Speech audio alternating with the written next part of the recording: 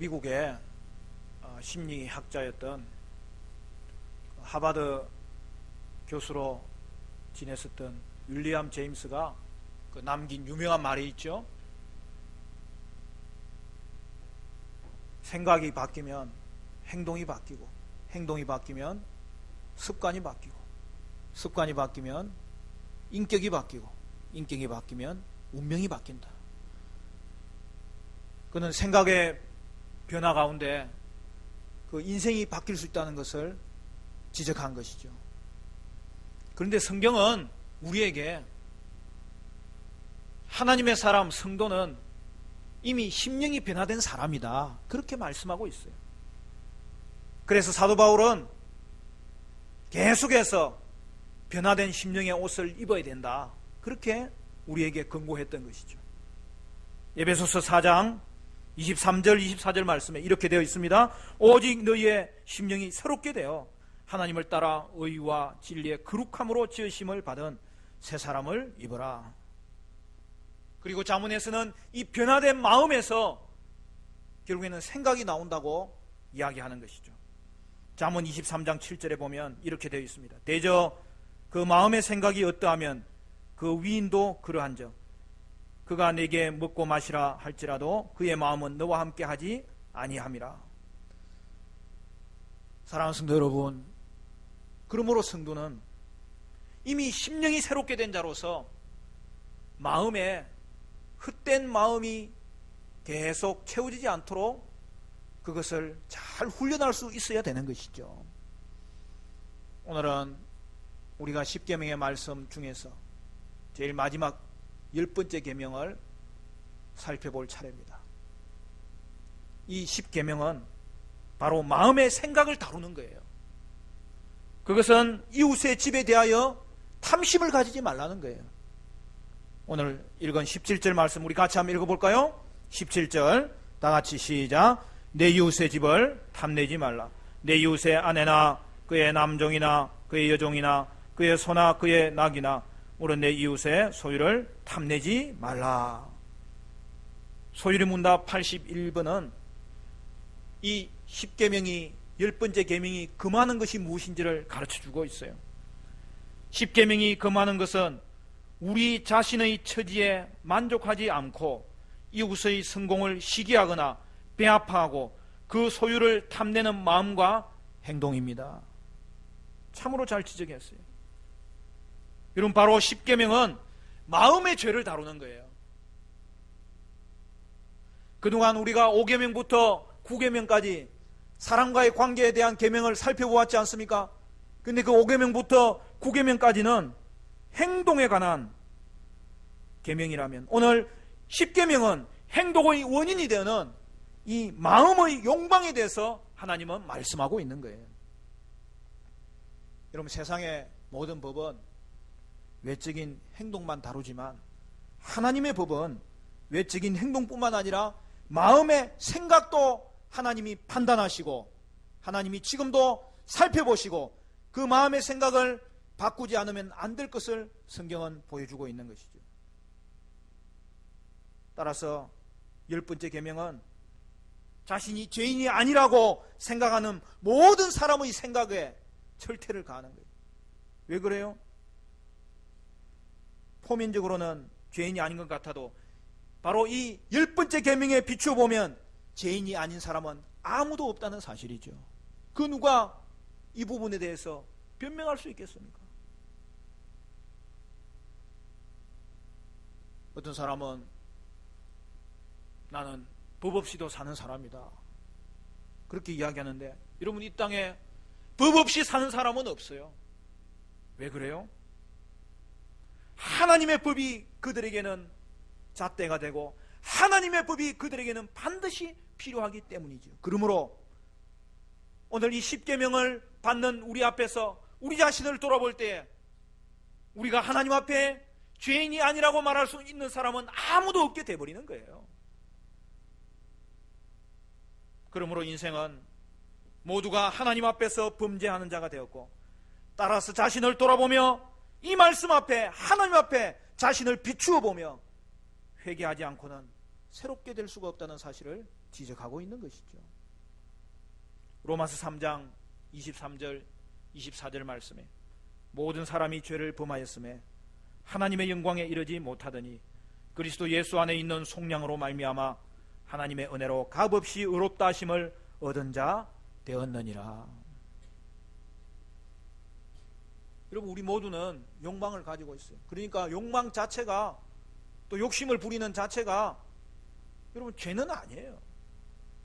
탐욕이란 그럼 무엇입니까? 비정상적인 욕심을 가지는 거죠. 하나님이 정해 놓은 범위를 벗어나서 욕망을 추구하는 것을 말하는 것이죠. 그러므로 탐욕은 모든 죄악의 근원입니다. 모든 죄의 시작은 바로 탐욕에서부터 시작되는 거예요. 이웃의 집을 탐내지 말라는 이 말씀을 생각할 때 우리는 한 사람이 떠오릅니다. 누굽니까? 다윗이죠. 다윗은 이웃의 아내 바세바를 취하기 위해서 먼저 그가 이웃의 아내에 대한 탐욕으로 결국 그 뒤에 있는 모든 죄를 짓게 되는데, 사실은 이웃의 아내에 대한 이 탐욕으로 말미암아서 1계명부터 10계명까지 다윗은 그 계명 전체를 다 어기게 되는 거예요. 6계명부터 볼까요? 그가 이웃의 아내 바세바에 대한 탐욕으로 말미암아 그 남편을 죽이는 살인자가 되었습니다. 7계명으로 보면 간음한 자가 되었습니다. 8계명으로 보면 그는 도둑질하는 자가 되었습니다. 9계명으로 보면 그는 거짓말하는 자가 되었습니다. 10계명으로 보면 그의 탐욕으로부터 이 모든 일이 출발되었음을 봅니다. 그리고 이 일로 인하여 부모를 속였을 것이고 부모를 근심케 했을 것이고 더 나아가서 하나님을 속인 것이죠. 그런데 더 심각한 것은 그가 하나님을 속이면서도 아무 일이 없었던 것처럼 성전에 나와서 하나님 앞에 1년 동안 나단 선지자가 지적하기 전에 아무런 일이 없었던 것처럼 성전에서 예배했다는 사실이죠.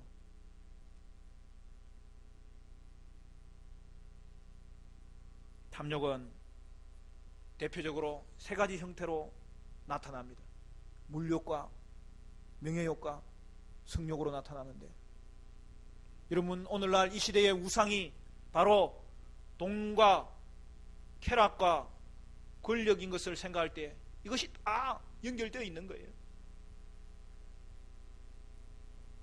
우리는 단순히 그냥 뭉퉁거려서 나는 그 정도로 탐하지는 않아, 그렇게 생각할 내용이 아니라는 사실이죠. 바울은 돈을 사랑하는 것이 일만하게 뿌리가 된다고 이야기했어요. 명예욕은 권력욕을 낳는 거예요. 모세의 형제 아론과 미리암은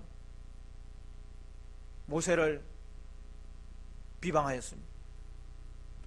하나님이 모세에게 특별하게 주신 그 지위를 그들은 시기하였고 그리하여서 그것을 탐한 것이죠. 다윗의 아들 압살롬은 아버지의 왕위를 탐하였습니다. 그리하여 그가 반역을 일으켰고 결국 그 일로 말미암아 그는 죽게 되었습니다.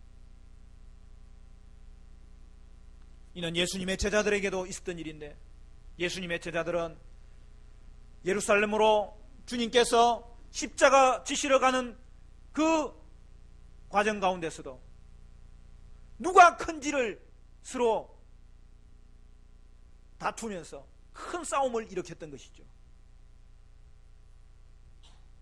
교회에서도 예외가 아니에요. 교회에서의 직분을 명예와 감투로 생각하는 경우가 얼마나 많은지 몰라요.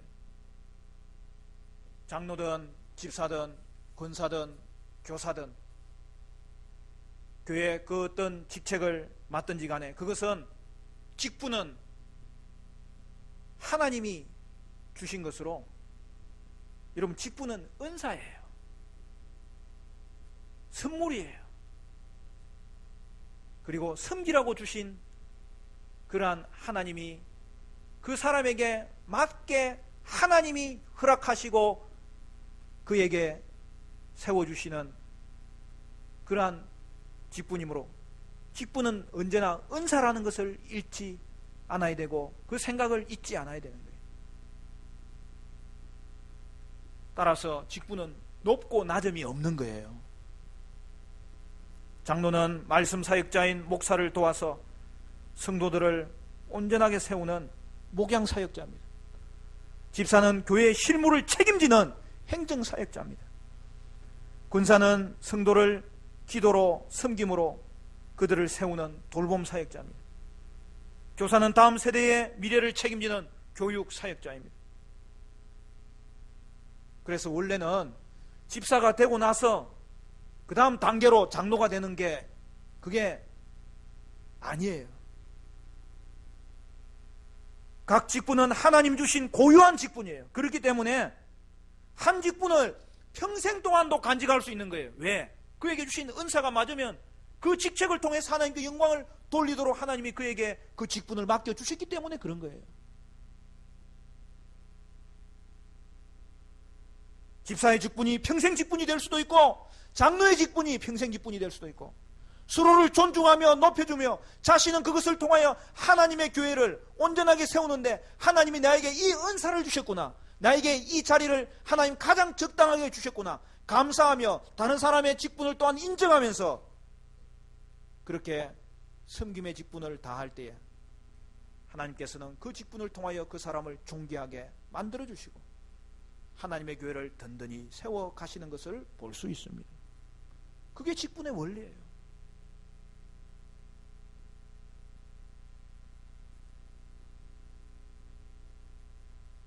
그러면 이러한 탐욕, 탐심, 그것은 왜 생기는 것일까? 우리는 탐심을 고치기 위해서 탐심의 원인에 대한 정확한 진단을 가지고 있어야 되는 것입니다. 이에 대해서 성경은 분명하게 이야기합니다. 탐심은 우상숭배라고. 골로새서 3장 5절 말씀에 이렇게 되어 있습니다. 그러므로 땅에 있는 지체를 죽이라. 곧 음란과 부정과 사욕과 악한 정욕과 탐심이니 탐심은 우상숭배니라. 10번째 계명을 어기는 것은 첫 번째 계명을 어기는 것과 같다는 거예요. 왜 그렇습니까? 탐심의 대상이 탐내는 사람의 그 인생을 지배하는 신이 될 수 있기 때문에 그런 거예요. 여러분, 우상숭배가 뭡니까? 우상숭배는 한마디로 말하면 하나님보다 더 사랑하고 하나님보다 더 의지하는 대상을 말하는 거예요. 나의 행복을 하나님에게서 찾는 것이 아니라 다른 대상에서 찾는 것을 우상숭배라고 그러는 거예요. 그러나 사랑하는 성도 여러분, 행복의 대상은 하나님밖에 없습니다. 하나님을 알고 하나님을 사랑하고 하나님을 기뻐하는 것만이 우리에게 참된 행복을 줄 수 있게 되는 것이죠. 하나님 없는 물질, 여러분 그동안 추구해 보셨잖아요. 하나님 없는 쾌락 추구해 보셨잖아요. 하나님 없는 권력 추구해 보셨잖아요. 그것이 여러분의 갈등을 채워주셨습니까? 결코 그렇지 않습니다. 오직 행복의 길은 말씀의 길에 있고 믿음의 길에 있고 순종의 길에 있다는 것을 생각할 때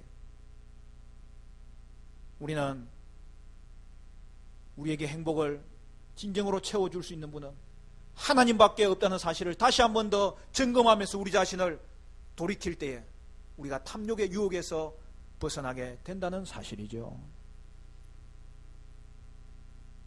그러면 탐욕을 이길 수 있는 비결은 무엇입니까? 동일한 원리예요. 소율문답 80번은 이렇게 말합니다. 십계명에서 하나님이 요구하는 것은 무엇입니까?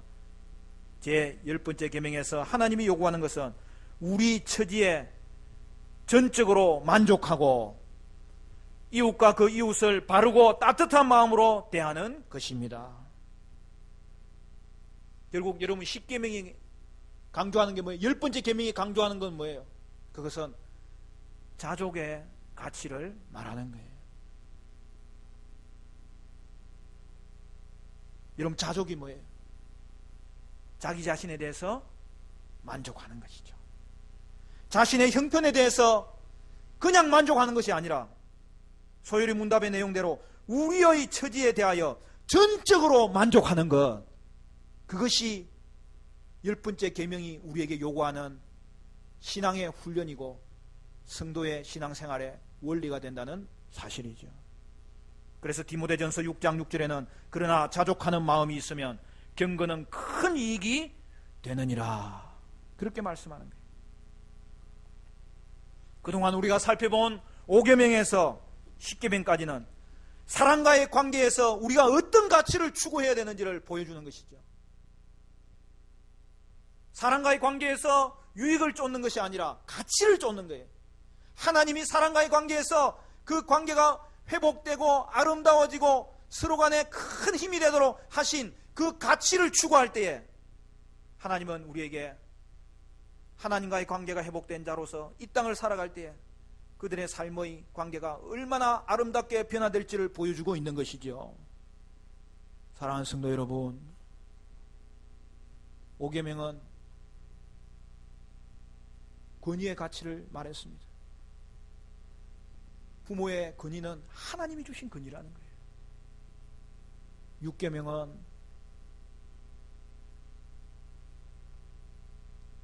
생명의 가치를 말해주는 것이고 7계명은 결혼의 가치를 말해주는 것이고 8계명은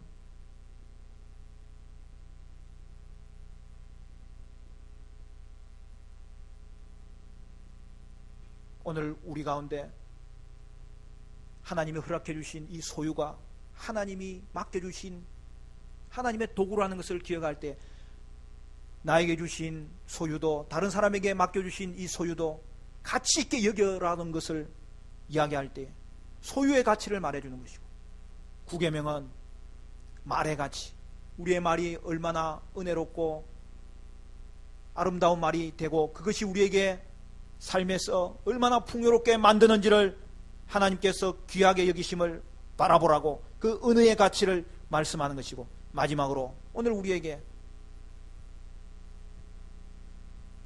자족의 가치가 얼마나 중요한지를 다시 한 번 더 점검하게 하는 것이 하나님의 말씀이죠.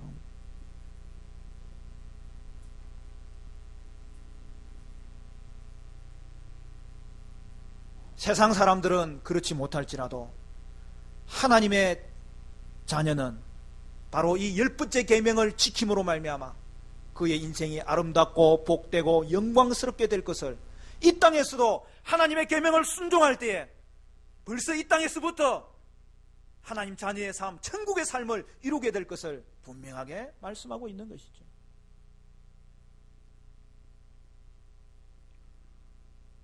오늘로서 10계명 강해를 마칩니다.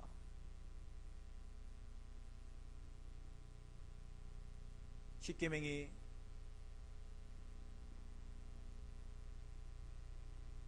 구원을 받기 위해서 우리에게 준 억압하는 계명이 아니라 구원받은 하나님의 자녀에게 자유롭게 살 수 있고 어느 곳에서도 매이지 않고 살 수 있는 그러한 구원받은 하나님의 백성답게 살도록 주신 은혜의 계명이라는 것을 우리가 살펴보았던 것입니다.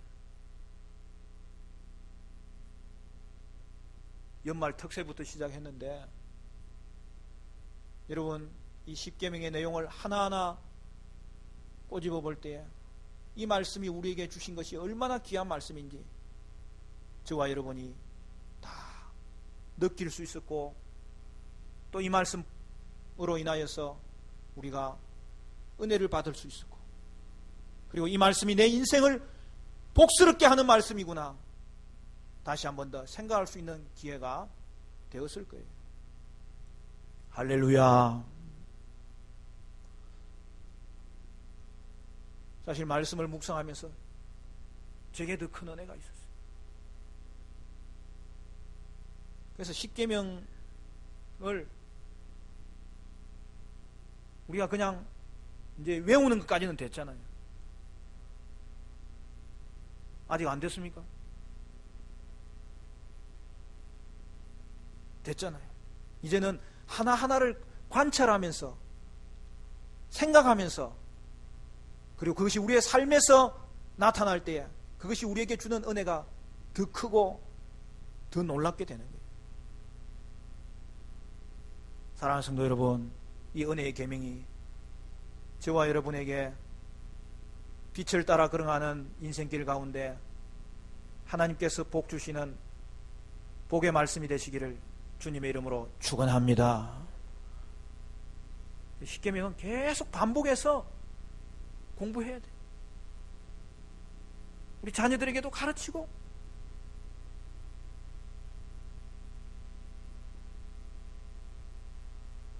특별히 우리가 신앙생활을 하면서 처음 주님을 알았을 때부터 하나님이 누구인지, 하나님은 이 구원받은 우리의 인생을 얼마나 영화롭게 부르셨는지, 그리고 이 인생을 얼마나 아름답게 살아갈 수 있는지를 하나님이 요약적으로 가르쳐 주셨는데, 그게 뭐냐면 사실은 세 가지예요. 사도신경과 주기도문과 십계명이에요. 여기 교리가 요약되어 있어요. 진리가 요약되어 있어요. 그래서 여러분, 이 사도신경, 주기도문, 십계명은 계속 반복해서 우리가 나누고 묵상하고 삶에 실천할 때 우리에게 그것이 얼마나 큰 유익한 은혜가 되는지 하나님의 말씀이 요약적으로 우리에게 열매 맺게 되는 것이 바로 사도신경과 주기도문과 십계명이에요. 그래서 믿음의 선진들은 이것을 정리해서 가르쳤는데, 그걸 우리가 교리문답이라 그러는 거예요. 교리라고 그러는 거예요. 교리의 핵심은 바로 사도신경과 주기도문과 이 십계명의 말씀을 요약적으로 정돈한 게 바로 교리의 내용이에요.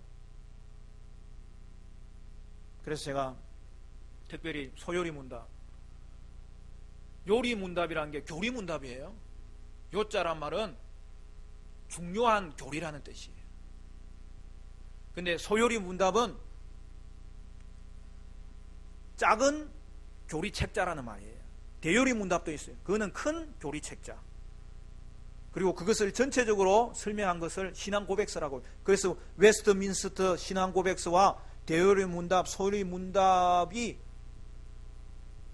우리에게 이 교리를 붙잡을 수 있는 좋은 도구로 하나님이 주신 것이죠. 그 외에도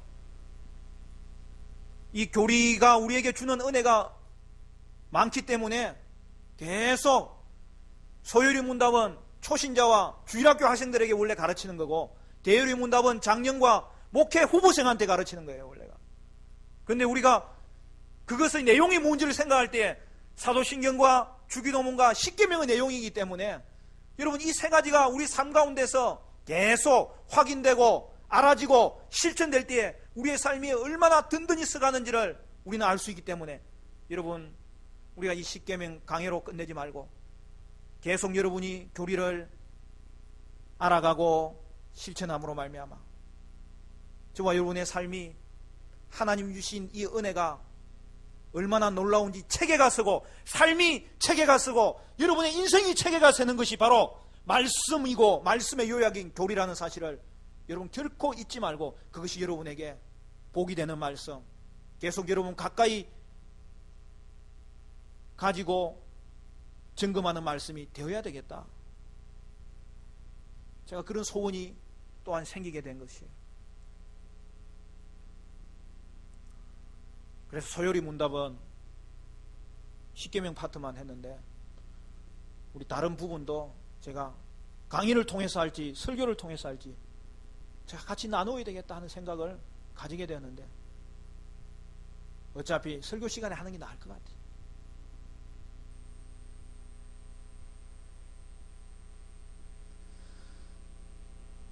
성도의 삶은 이제는 믿음의 삶이고, 이제는 소망의 삶이고, 이제는 사랑의 삶인데, 그게 사도신경과 십계명과 주기도문의 핵심이에요.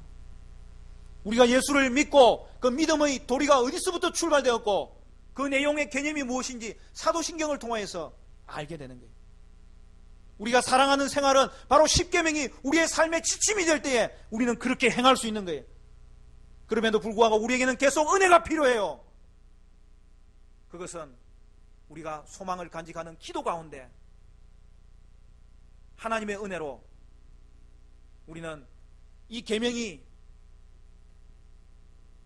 하나님이 주시는 은혜로 말미암아 이루어질 것을 알기 때문에 하나님의 말씀을 실천하더라도 하나님을 의지하면서 하나님의 은혜로 우리가 거룩해지는 것을 결코 잊지 않고 나아갈 때 저와 여러분의 삶 가운데는 하나님께서 저와 여러분을 이미 의롭게 하셨듯이 하나님의 은혜로 거룩하게 하시는 일과 예수 닮는 일로 말미암아 하나님께서 더 큰 믿음의 은사를 부어주시는 줄로 믿으시기를 간절히 축원합니다.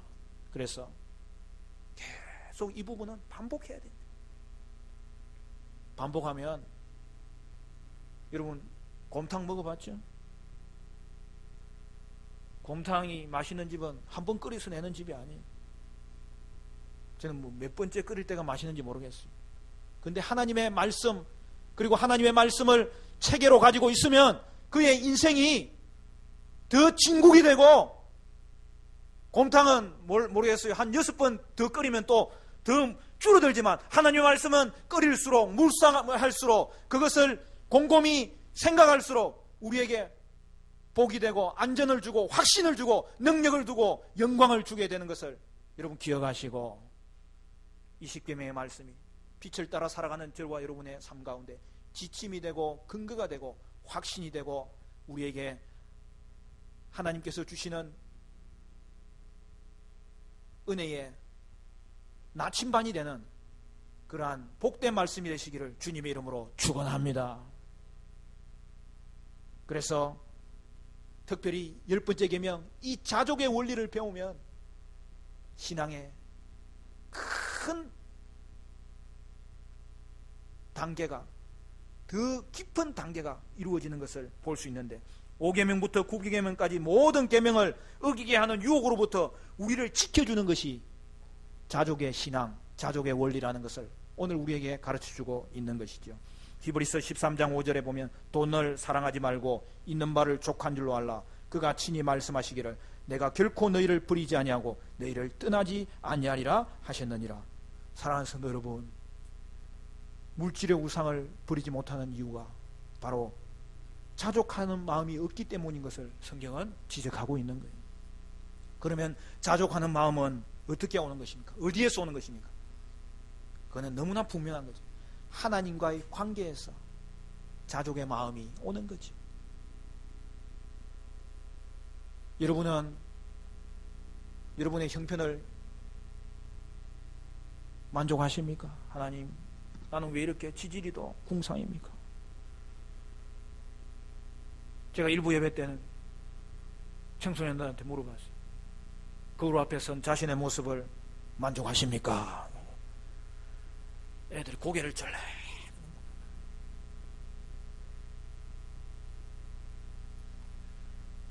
그 단계를 넘었어야 된다니까요. 그 단계를. 하나님이 여러분의 인생의 계획을 가지시고 놀라운 그 계획에 가장 적절한 하나님이 외모를 주셨고 좋은 성격을 주셨고 그 대신 노력은 해야 되죠. 그렇지만 이미 주신 하나님이 주신 외모와 성품은 가장 여러분에게 선한 것으로 좋은 것으로 아름다운 것으로 축복된 것으로 주신 줄로 믿으시기를 바랍니다. 이 부분을 넘었어야 돼. 그게 자족의 은혜예요. 저도 거울을 볼 때마다 솔직한 말이지만 시험이 들 때가 있습니다. 뭐가 자꾸 올라가는 것 같아. 그래서 꽉 잡고 있습니다. 지금 제가 우리 홍주쌤, 명주쌤 시집 보낼 때까지는 잡고 있어야 돼요. 그래도 하나님이 다시 거울을 볼 때마다 지금 현재의 내 모습을 하나님이 얼마나 아름답게 지금 또한 주관하고 계신지, 이 모습 이대로 주님 받아 주옵소서. 이 모습이 주님께서 내 인생 가운데 가장 필요한 모습으로 오늘도 나에게 허락하신 모습일진데 감사합니다, 찬양합니다, 주께 영광 돌리옵나이다. 그 신앙이 자족의 신앙이에요.